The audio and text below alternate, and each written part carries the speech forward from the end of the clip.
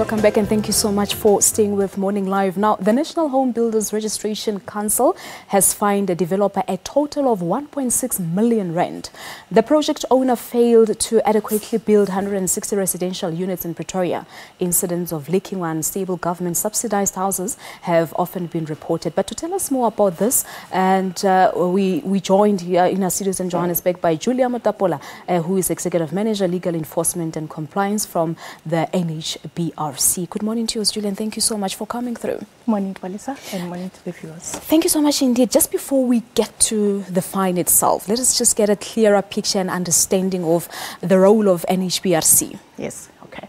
Thank you very much for this opportunity. The NHBRC is a state-owned entity. It's regulated in terms of Section 3 of the National Home Builders Registration Council. It's an entity that was established by Act of Parliament, so therefore it is a creature of statute. Now, it has a number of mandates, but its key mandate, the first one is to protect housing consumers, and the second one is to regulate the home building industry. Now, from protection of housing consumers, its role really is to make sure that these housing consumers, meaning the people that are either building houses or who are going to be, people that are going to be occupying houses, are protected from any defects. And from that perspective, the NHBRC has got a warranty protection once the house has been enrolled with the NHPRC. And we can talk a little bit about how does that happen. All right. So your role, really, one can just sum it up and say it's about inspection, really, to make sure that the beneficiaries of the houses are satisfied and safe. Yes, the role really is to protect housing consumers. Now, the question is, how do you go about doing Protecting, that? yes. Now, we do that through inspection is one of them. Meaning that our inspectors would have to go to each and every house and make sure that the house is assessed and make sure that it's built, each house is built according to technical standards. To protect it from any defects. That's one of the ways that we protect the housing consumer. But like I said, over and above that, you've got the warranty cover in respect of which the housing consumer would be covered once there are what you call structural defects. But why do we often see shoddy built houses? Why do we often see RDP houses that were not built properly? When you get into a house, you see cracks all over.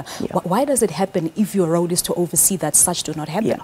You see, it's one of the things that caused that is that, remember, in terms of Section 10 of the Housing Consumers Protection Measures Act, each and every person, right, who is in the industry, in the home building industry, must be registered with the NHPRC before they can commence with construction. So if you know that you're going to be in the business of home building, you have a responsibility to register. All right, now, that is why most of the time we'd be saying, I'm awaiting my NHBRC certificate. Yes, right, exactly, yes. Now, the problem is that not all of them will comply with the law, so some of them would go and start constructing homes without having registered with the NHPRC. That's the first thing.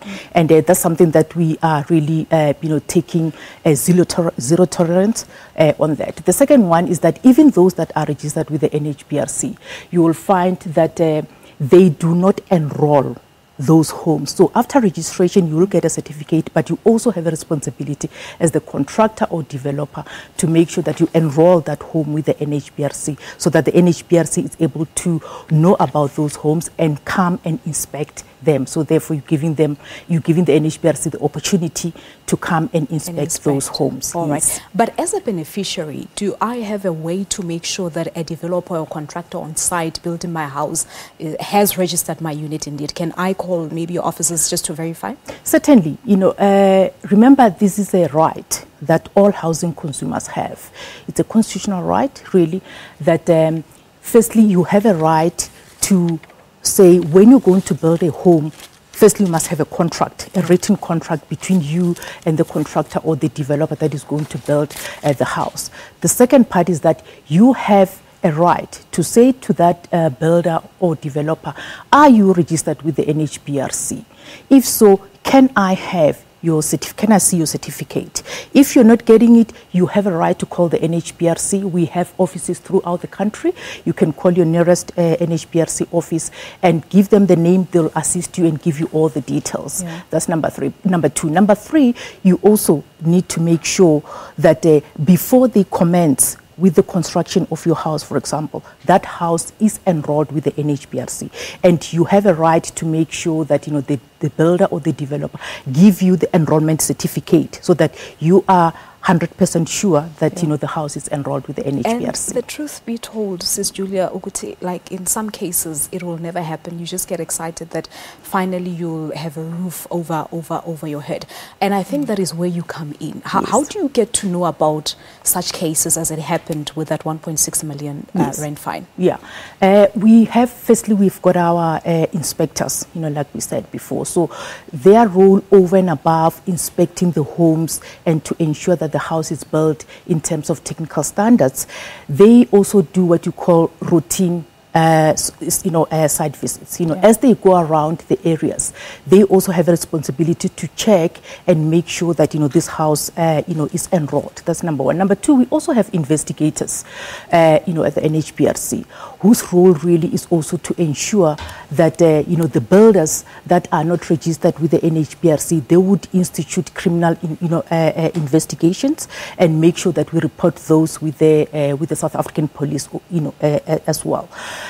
So we do sort of a parallel exercise. So those that are not registered with the NHBRC, when our legal investigators find that out, they have to investigate and take the South African Police Service route, meaning institute criminal proceedings. But those that are registered as well, but they do not enroll, also through our inspectors and our investigators, they would go through the disciplinary hearing, which is the method that you just highlighted at the beginning. That's the route that it took. All right. And on this particular case, the developer pleaded guilty to all 160 charges and was accordingly found guilty as charged.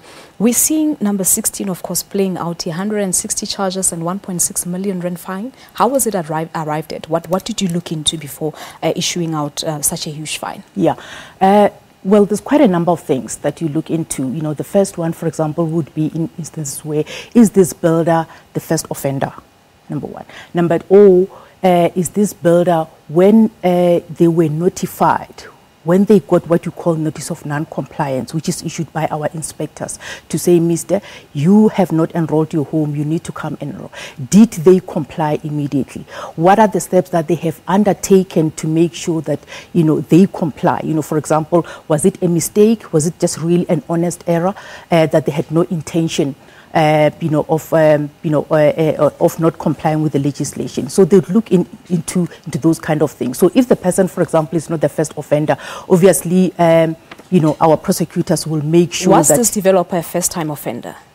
I would have to confirm that. You have to confirm that. Yes. But what I know, for example, with this offender is that the notice of non-compliance was issued sometime last year. And they sort of delayed, in complying or responding, to the NHBRC call to come and comply, because each builder is given an opportunity, to respond before we take any action them through the disciplinary hearing. But have you previously had such cases of non-compliance? Well, quite a lot, actually. I mean, some of the stats. If I can give you some of the stats, if you look at say where we started. I'll say from 2011, we had about 87 or so matters that went through the disciplinary hearings. But when we started noticing that a number of builders are not complying, the NHBRC took a stance to say we will take a zero tolerance and an aggressive approach to the defaulting home builders or the builders that are not complying. Now, when you look at our stats, we are, in a year, for example, we'll have matters that go through the disciplinary hearing, say between 250, 300 odd number of matters. So that's quite high. That's a lot. You should be worried. And the question is, what do you hope the fine would do in terms of remedying the situation? Do you think it will send a stronger message maybe to the perpetrators? Well, we're believing it should, it should. But, the penalty right now in terms of the legislation, when the builder goes to before the disciplinary committee, you've got about 3 penalties. The first one is that, the disciplinary committee can give a warning. That is, for example, like I said, if it's a first offender or, yes.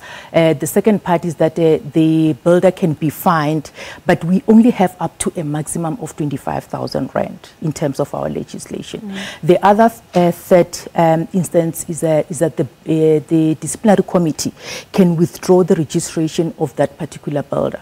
Now, we have been asked is whether 25,000 is good enough, to serve as a deterrent. It doesn't sound and right. Well, the answer is no, which is the reason why right now we are in the process of, repealing the current legislation, to make sure that, people take, the issue of building people's homes quite seriously and make sure that, we strengthen our enforcement arm by, amongst others, imposing heavy penalties. All right, just before I let you go, Sis Julia, your call center number, this 0800 number is not working.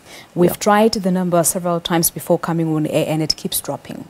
Are you aware that it's not working? Yes, we are aware. It's something that we are certainly attending to. So I believe that next time when you call, it should certainly be working. Even your landlines apparently. So is it a problem that you're looking into? Certainly, yeah. The landlines should be working. My producer tells me they're not working as well. Or is it? So in the meantime, what happens if consumers have complaints? Look, we've got a number of avenues. Like I said, we've got offices throughout the country. So if a housing consumer or any interested party has got any questions or queries, they seek information, they can visit their nearest NHBRC office. They can go on our website and find out where those offices are. They can call them or they can simply visit them. That's number one. Number two, we have just launched our mobile office. So we've got a bus which would go to particularly all this, what you call the remote areas where it's not, there's no easy access, for people to move from where they are to go to the NHPRC offices. So our mobile offices is intended to do that, so that, there's easy access, for people who would want to get some information, register, enroll, or whatever, get any information with the NHPRC. But I believe there's a lot of education to be done, because I don't think our ordinary people on the ground are aware of what the work of NHBRC is. Yes, yeah. And you, when you started, you spoke about Tepo. And Tepo is the person who's also responsible for our marketing and communication. And we have already started, by the way, with the training. And it's an aggressive approach, again, that the organization is taking with regard to training and capacitating not only housing consumers, but the nation as a whole, so that they know what their rights and obligations are. All right. No, Sis Julia, we'll leave it at that for now, but thank you so much for chatting to us. We appreciate it a lot. Thank you so much. Thank you so much. Thank you very much indeed. Well, there you have it. That's Julia Motapola. She's Executive Manager, Legal Compliance and Enforcement from the National Home Builders Registration Council, or the NHBRC, talking to us about a developer who was fined 1.6 million rand for not abiding by some of the regulations as stipulated by the NHPRC. All right, it's just a few minutes before we give you a 7 o'clock news bulletin, but Leanne,